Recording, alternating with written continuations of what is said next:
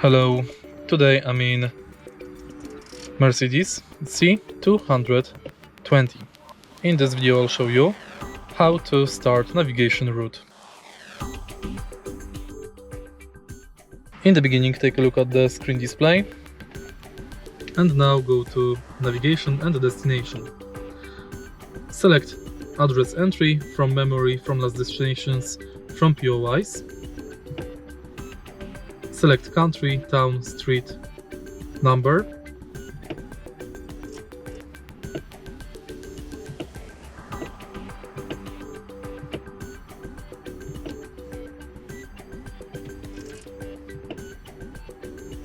Continue.